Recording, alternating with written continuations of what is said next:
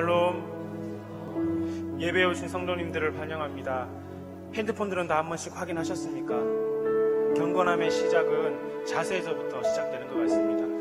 이제 우리의 마음을 다하여 주님 앞에 예배로 나가겠습니다. 내 영화 여호와를 송축하라. 여호와께 감사하고 그의 이름을 불러 그가 하신 일을 만민 중에 노래할지어다. 이스라엘아 들으라.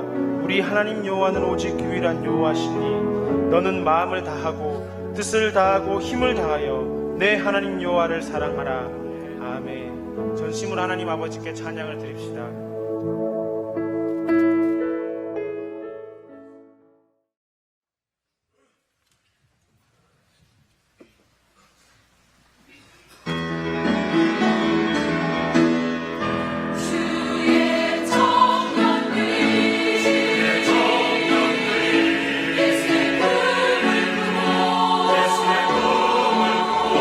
인류 구원의 환상을 보게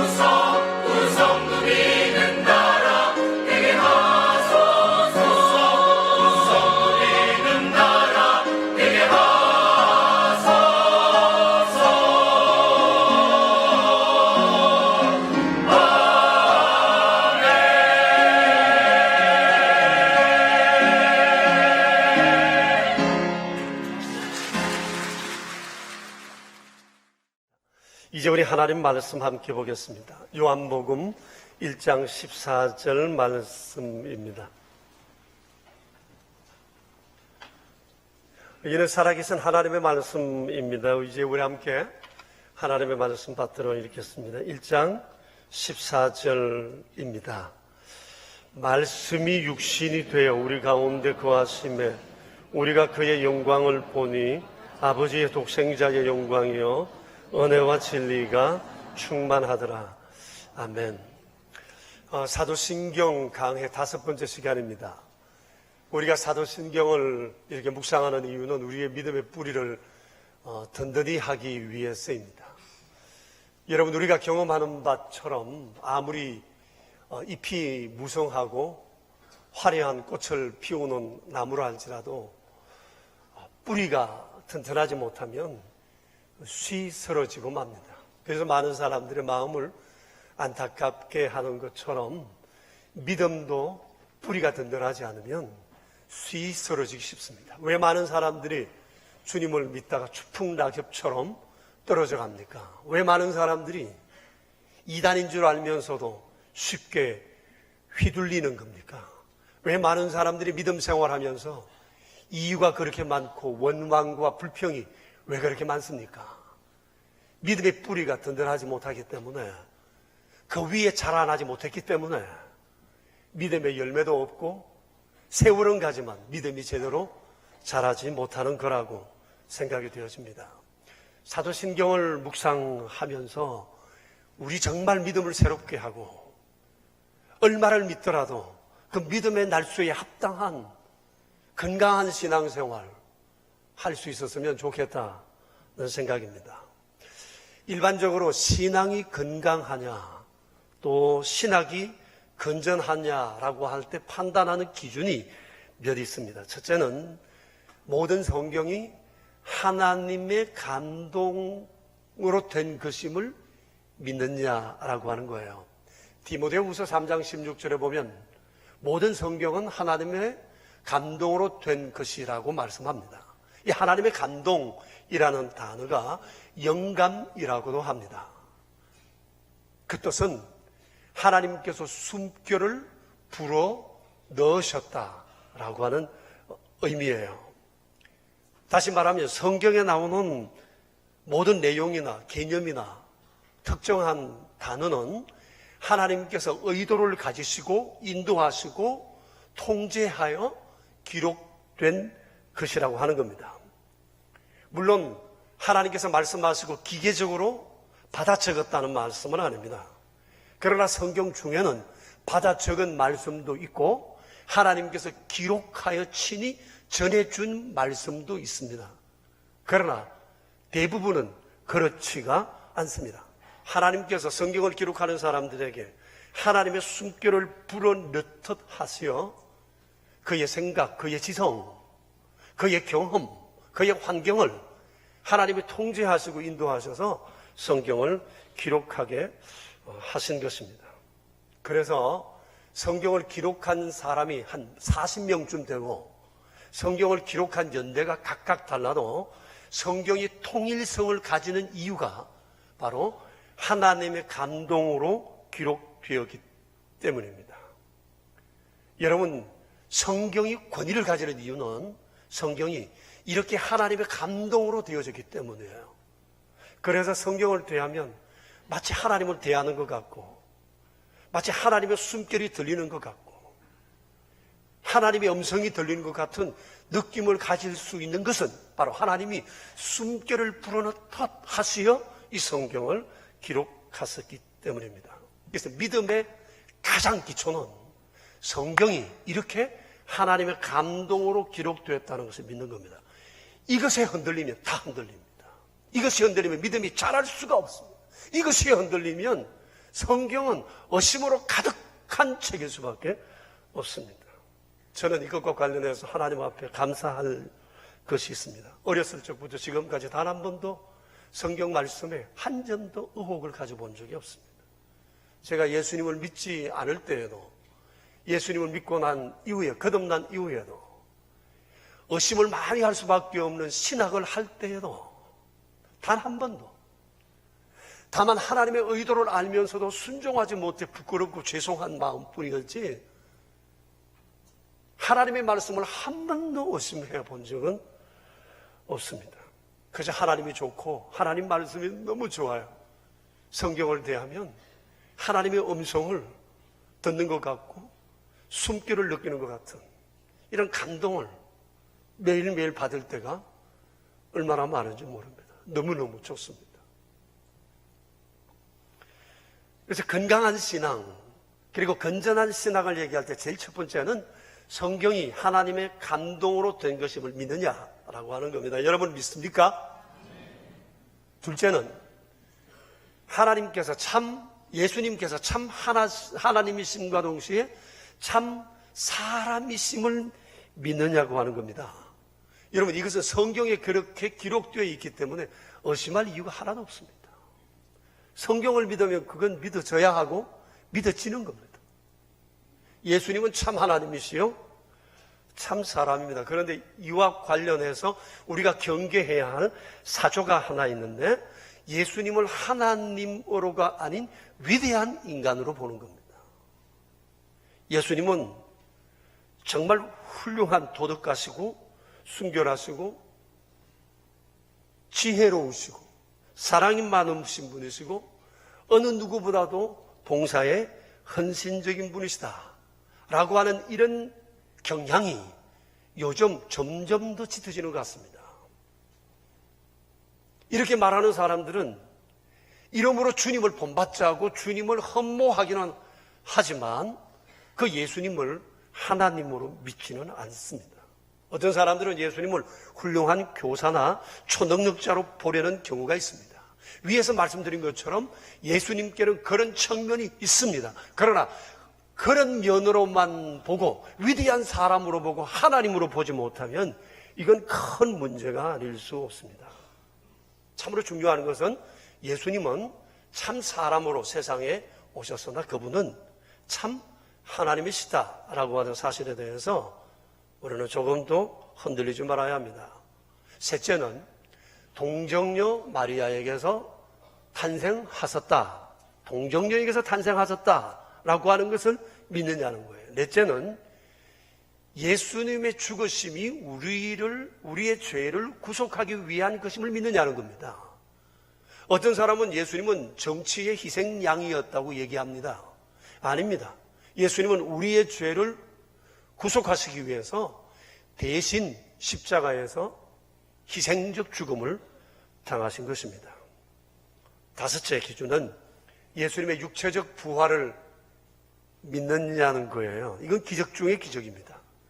주님이 부활하지 않으셨다면 우리의 믿음은 헛되고 우리는 여전히 죄 가운데 있을 것입니다. 그런데 하나님께서는 우리에게 영원한 생명을 주시기 위해서 예수님을 죽음 가운데 일으키신 것입니다.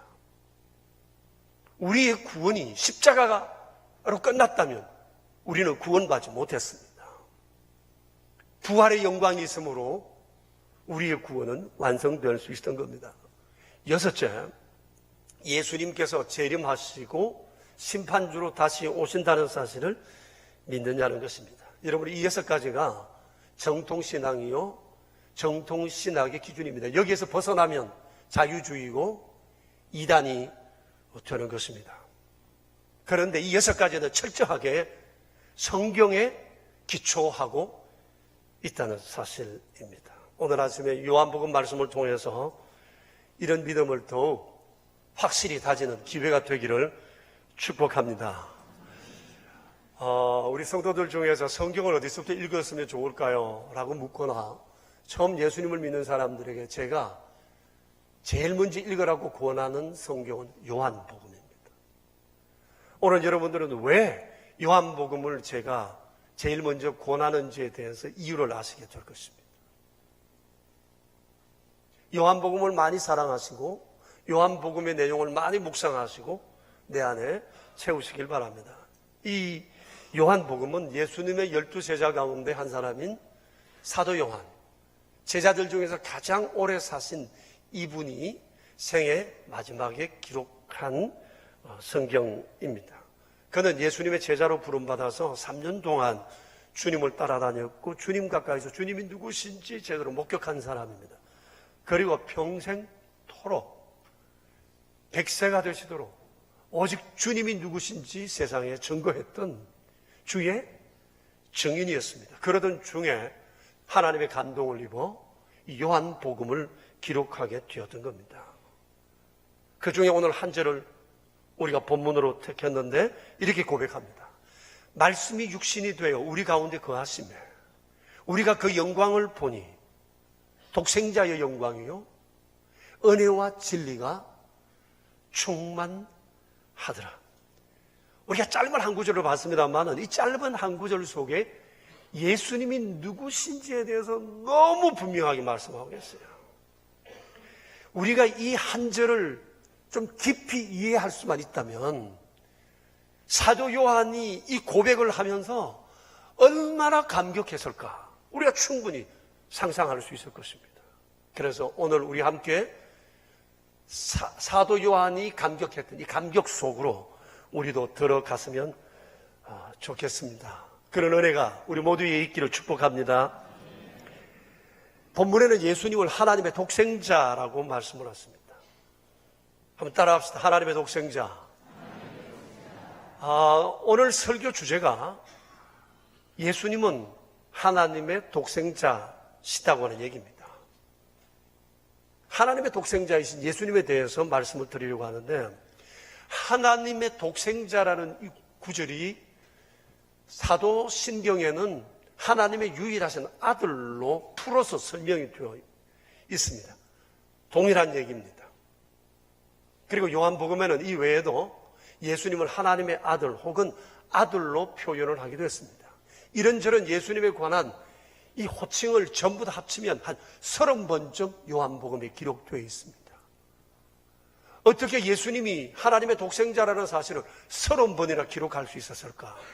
그만큼 이 용어가 중요하다고 하는 것을 우리에게 가르쳐주기 위함입니다.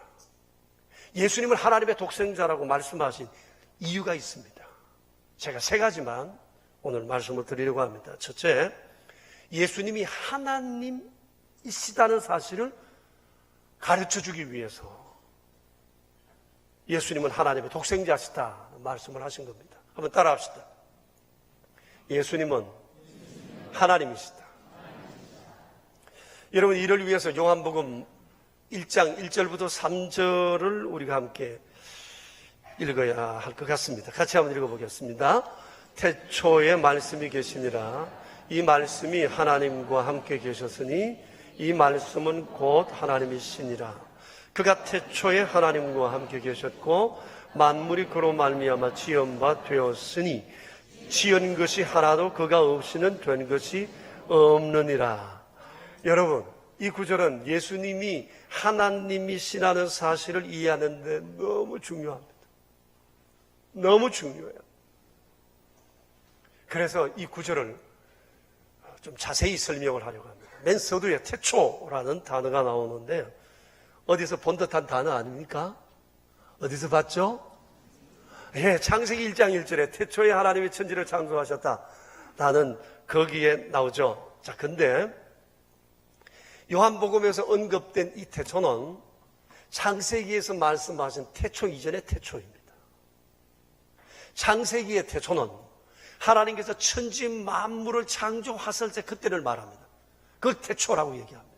이 요한복음에 나오는 태초는 하나님이 천지를 지으신 태초 이전의 태초입니다.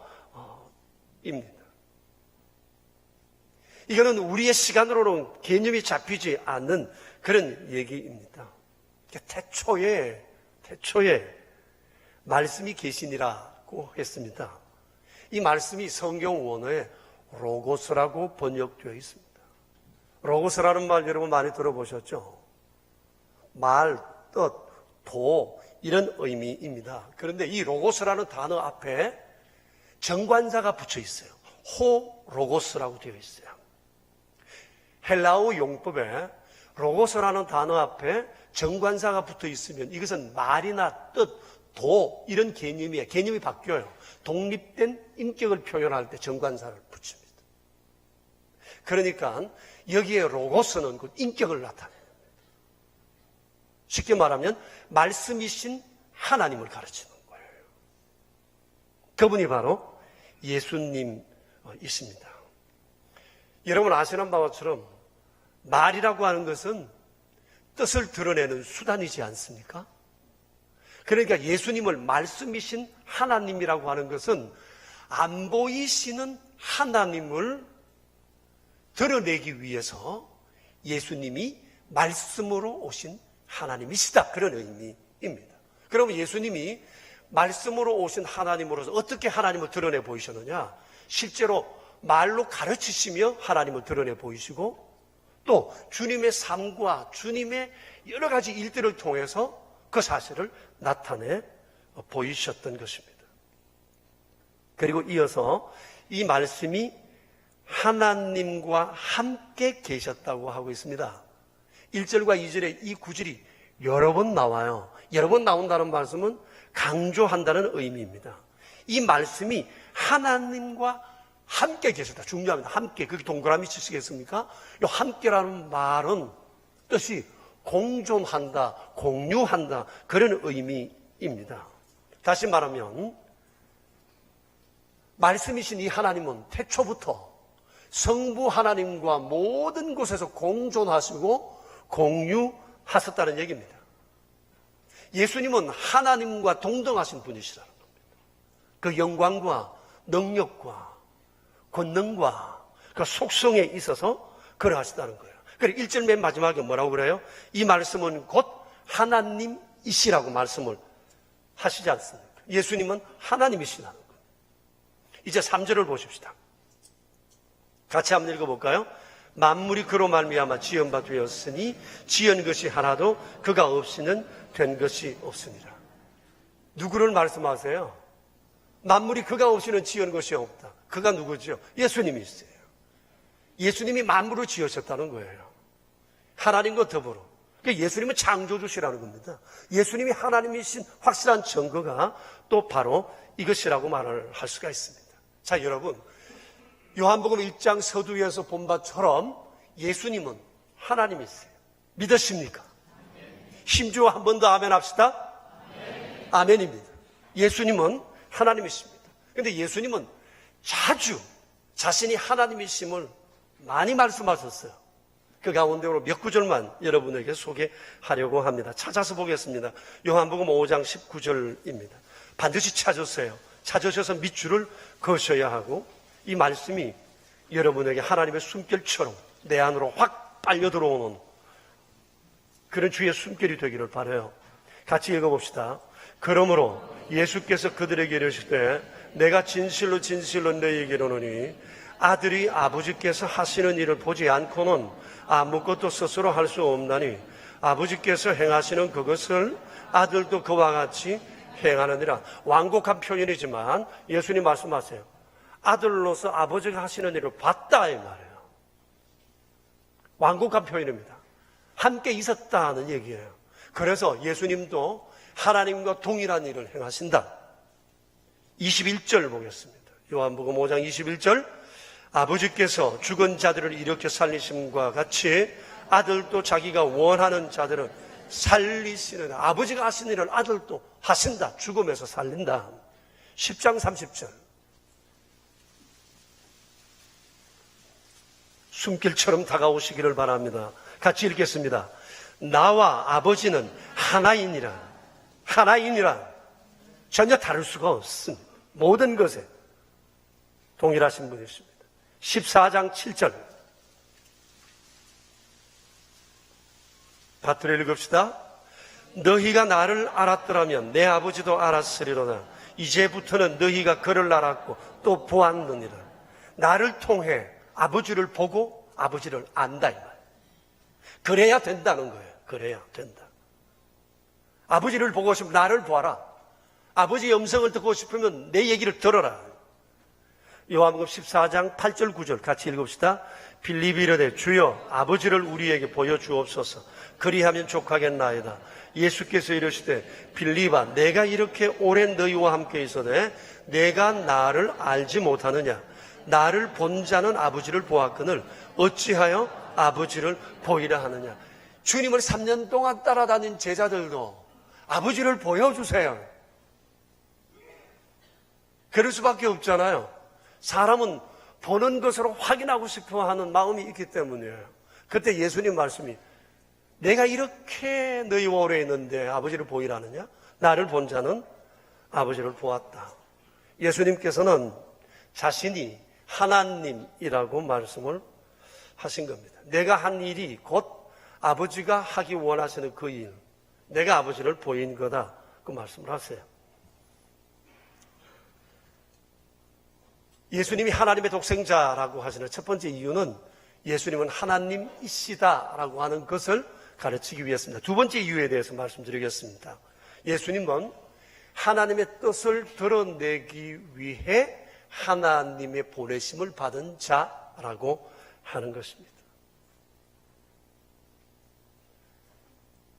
하나님의 뜻을 드러내기 위해, 하나님을 세상에 보여주기 위해 하나님의 보내심을 받으신 분. 그래서 예수님을 하나님의 독생자라고 말씀을 하세요. 이 역시 성경을 통해 확정할 수밖에 없습니다. 우리에게 설명할 것이 성경밖에 없어요. 요한복음 3장 17절.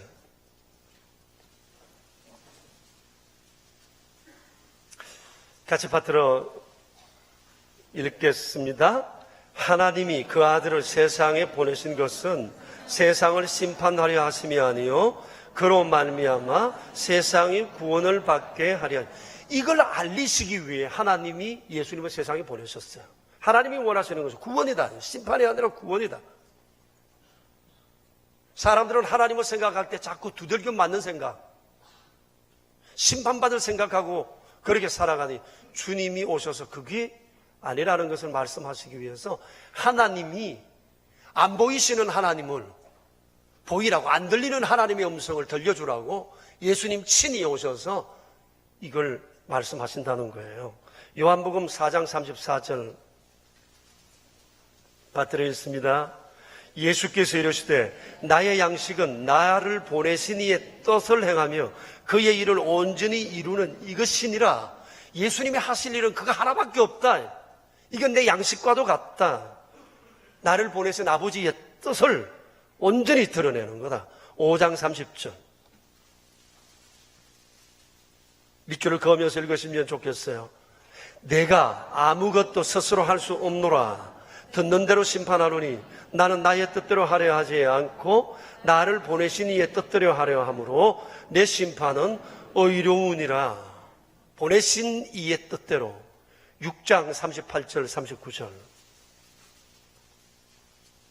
같이 받들어 읽읍시다. 38절 39절.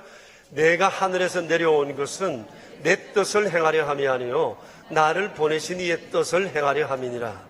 나를 보내신 이의 뜻은 내게 주신 자 중에 내가 하나도 잃어버리지 아니하고 마지막 날에 다시 살리는 이것이니라. 아버지의 뜻은 사람을 살리는 거예요. 예수님이 이거 위해서 오셨다. 8장 29절 성경을 보세요. 같이 읽겠습니다. 29절. 나를 보내신 이가 나와 함께 하시도다. 나는 항상 그가 기뻐하시는 일을 행함으로 나를 혼자 두지 아니하셨느니라. 예수님 세상에 오셔서 아버지의 뜻을 아버지 마음에 맞게 드러내셨다. 10장 36절 같이 받들어 읽읍시다. 하물며 아버지께서 거룩하게 하사 세상에 보내신 자가 나는 하나님의 아들이라 하는 것으로 너희가 어찌 신성모독이라 하느냐. 사람들이 그런데도 예수님이 하나님 아들 아니라고, 하나님 아니라고 얘기했어요. 예수님이 하나님이라고 하니까 신성모독이라고 얘기했습니다. 이렇게 똑똑한 사람들이 예수님께 이렇게 도전하고 예수님을 십자가로 내모는 어리석음을 범했습니다. 자, 여러분, 예수님은 세상에 오셨는데 오신 이유가 하나님을 세상에 보여주기 위해서, 드러내기 위해서, 하나님의 뜻을 말해주기 위하여 예수님 세상에 오신 하나님의 독생자세요. 그리고 여러 모양으로 하나님을 드러내 보이셨어요. 그러나 우리가 잊지 말아야 할 것은 예수님은 하나님의 독생자임과 동시에 예수님은 곧 하나님이시다. 그 사실을 잊어서는 안 됩니다. 이 둘은 매우 모순되는 것 같지만 상호 보완적이에요. 신비로운 일입니다. 하나님께서는 이 일을 통해서 말씀하시고 싶은 것이 두 가지가 있어요. 하나는 예수님이 사람의 몸을 입고 오셨고 나사렛에서 자라셨으나 본질적으로는 사람들과 다른 하나님이라는 사실을, 이 여러 가지 사실을 통해서 보여주시려고 한 것이었고, 죄인을 구원하시기 위해서는 하나님이 사람의 몸을 입고 오실 수밖에 없었다고 하는. 왜? 사람이 하나님과 불통이니까, 볼 수가 없으니까. 보이는 하나님으로 오셔서 사람을 구원하시려 하셨다. 그래서 주님은 독생자로 세상에 오신 것이라고 하는 것입니다. 두 가지를 말씀드렸습니다. 예수님을 하나님의 독생자라고 하시는 첫 번째 이유는 뭐라고 그랬죠?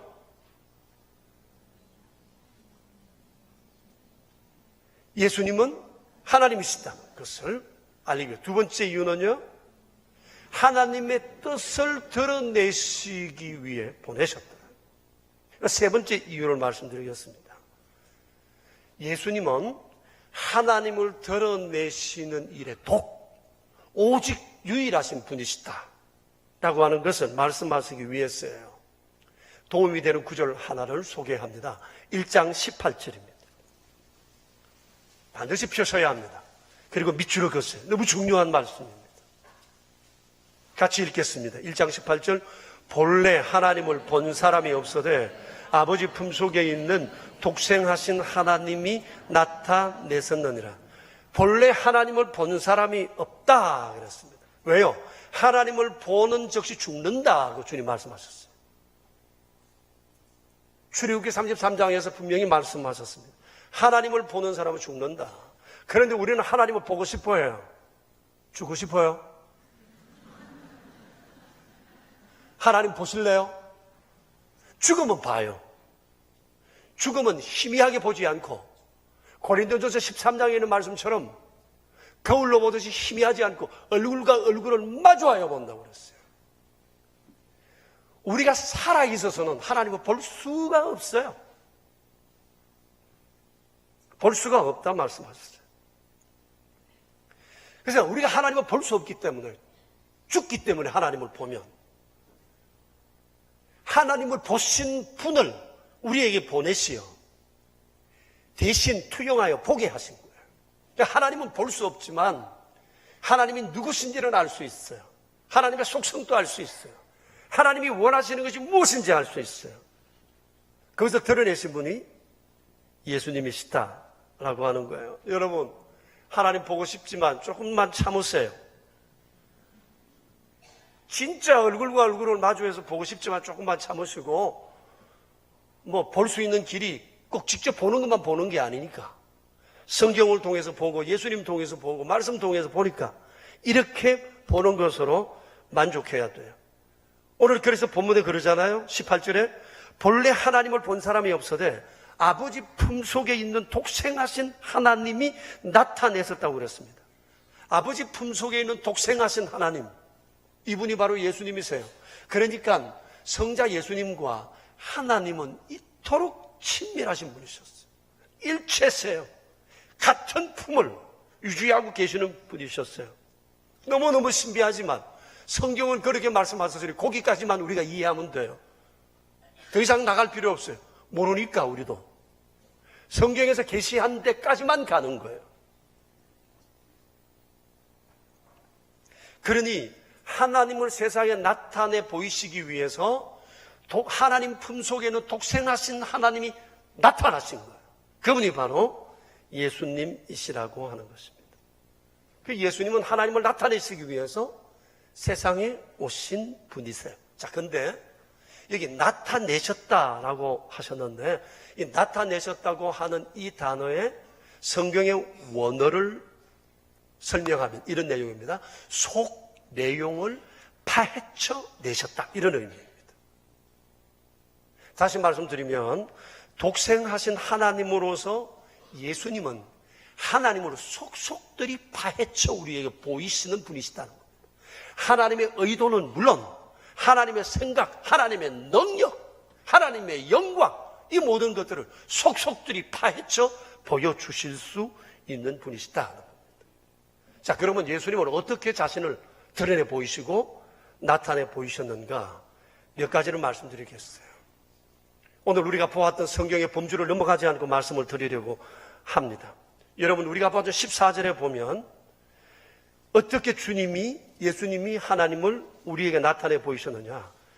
14절에 뭐라고 그랬어요? 우리 가운데, 하나님께서 우리 가운데 거하시는 분이라는 것을 나타내 보이신 겁니다. 사람들은 하나님은 하늘에만 계신다고 생각합니다. 근데 그렇지 않아요. 예수님은 하나님은 우리 가운데 거하신다는 사실을 보여주셨어요. 여기 거하신다라고 하는 것을 원어적으로 설명하면 사람들 사이에 텐트를 치고 계신다, 이런 의미입니다. 여러분, 지극히 거룩하시고 높으신 주님이 텐트 속에 거하신다니 이게 무슨 말씀입니까?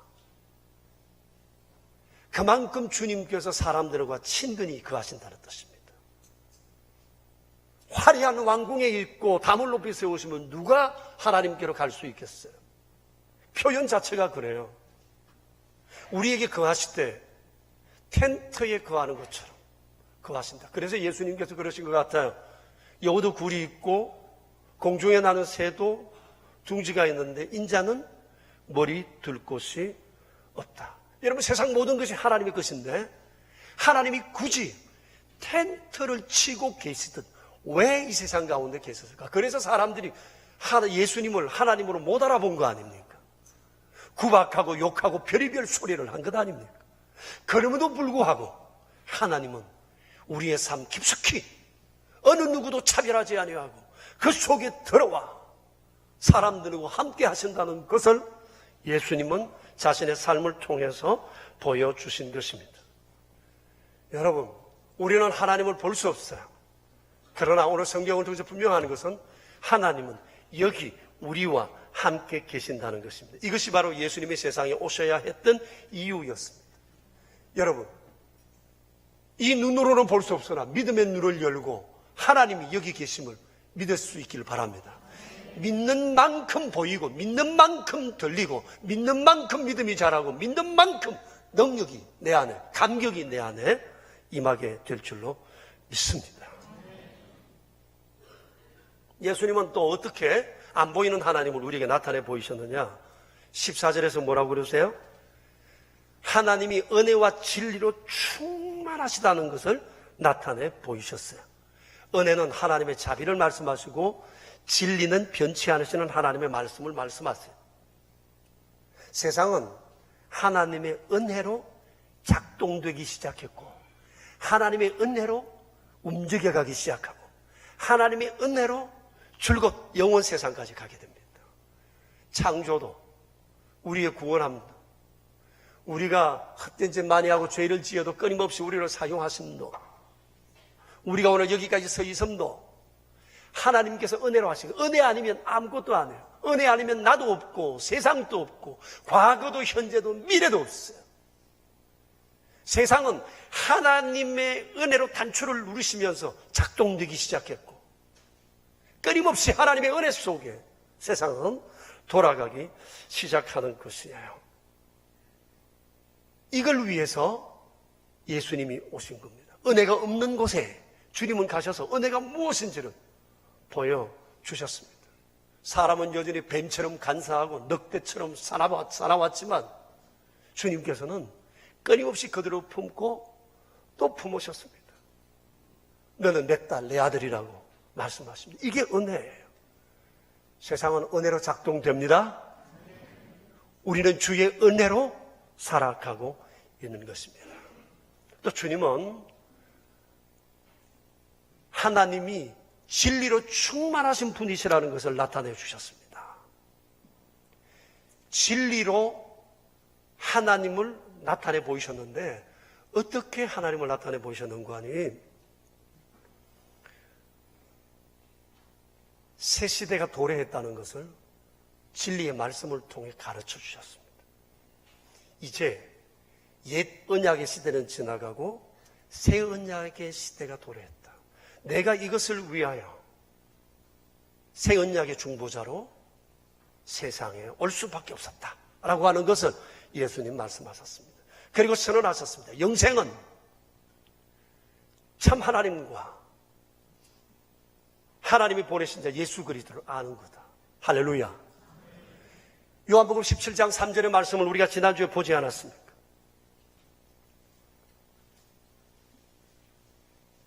주님은 진리의 말씀을 통해서 새 시대가 도래했음을 가르쳐 주셨어요. 그리고 진리의 말씀을 통해 하나님이 아버지시라는 것을 가르쳐 주셨어요.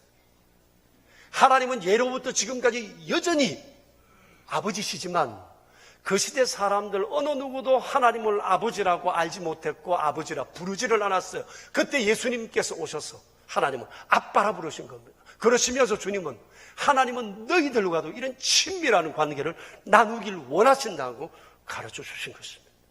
그리고 주님이 진리의 말씀을 통해서 가르치신 것이 또 있는데, 하나님은 우리를 떠나 계시지 않고 이젠 텐트 정도가 아니라 영으로 우리 속에 들어와 영원히 우리 속에 거하신다.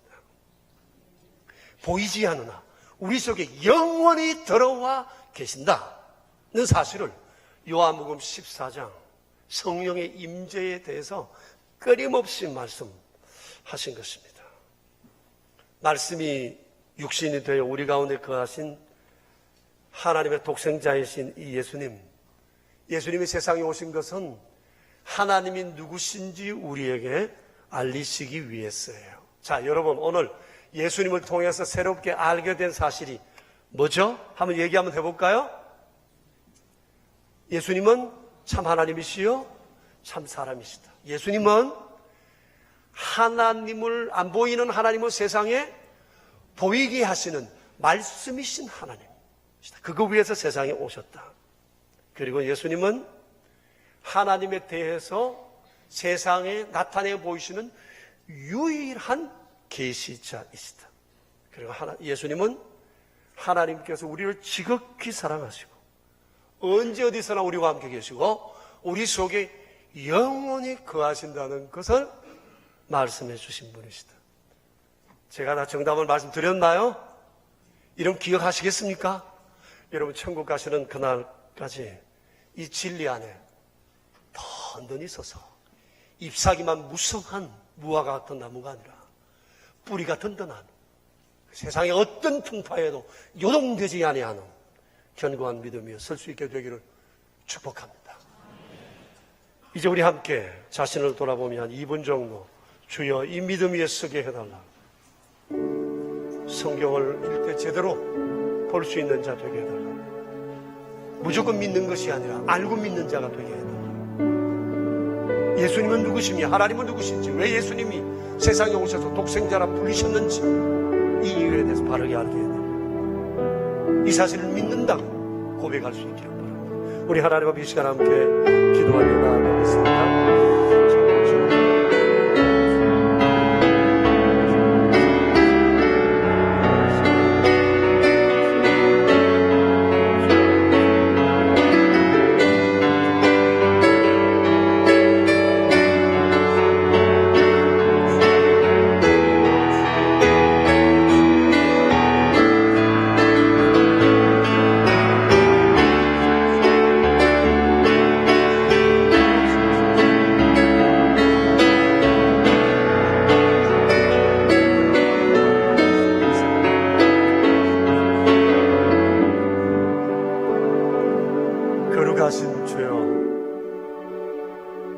보는 것, 듣는 것, 생각하는 것에 한계를 가진 저희를 불쌍히 여기시어 하나님께서 친히 사람의 몸을 입고 세상에 오사 우둔한 저희를 깨우쳐 주시고 믿음과 진리와 안 보이지만 분명한 이 사실을 알게 해 주신 것은 감사합니다. 주님, 저희가 오래 믿었습니다. 아는 것도 제법 있어 보이고 성경도 몇 차례 읽기는 했지만 도무지 핵심을 잡지 못한 채 우리가 믿어와서인지 잎사귀만 무성한 나무처럼 쉽게 흔들리고 있을 때가 얼마나 많은지 모릅니다. 자비로우신 하나님, 우리 아버지, 하나님의 독생자를 세상에 보내신 그 이유, 하나님은 우리에 대해서 어떤 생각을 가지고 계시는지 하나님의 그 의도, 예수님을 통해서 우리에게 알게 하시고 성경을 통해서 우리에게 밝히 보여주시니 감사합니다. 하나님의 감동으로 되어진 이 성경을 하나님의 숨결이 가득한 하나님의 음성으로 받습니다. 주여, 우리의 명선의 가족들에게 이 신실한 믿음 위에 든든히 서 세상에 흔들리지 않고 세상을 변화시키고 믿음의 사람들이 되도록 도와주시옵소서. 우리 구주 예수 그리스도 이름으로 기도합니다. 아멘. 살아계신 하나님, 우리 아버지 불쌍히 여기셔서 우리의 눈 여시려고, 우리의 귀 열어주시려고, 우리의 생각 열어주시려고 영적 진리의 길로 예수님을 통하여 우리에게 보여주시니, 인도해 주시니 감사합니다. 이 은총을 기억하며 이 시간 적은 예물 구별하여 드립니다. 11조로 감사 예물로 주정 헌금으로 오른손 헌금과 완달라 선교 헌금과 사랑의 식탁으로 구별하여 드려진 귀한 예물과 손길들을 기억해 주셔서 저희들을 더욱 든든한 믿음 위에 세우사 흔들리지 않는 믿음으로 천국 향할 수 있도록 인도하여 주시옵소서. 우리 구주 예수 그리스도 이름으로 기도드리오며 이제는 길 되신 예수 그리스도의 은혜와 생명의 근원이 되시는 아버지 하나님의 크신 사랑하심과 거룩한 믿음으로 날마다 저희를 새롭게 해주시는 성령님의 교통하심이 모인 저희 무리들과 명선의 모든 가족들과 주님의 몸 되신 교회 위에 이제로부터 영원히 함께 계시옵기를 간절히 축원하옵나이다. 아멘.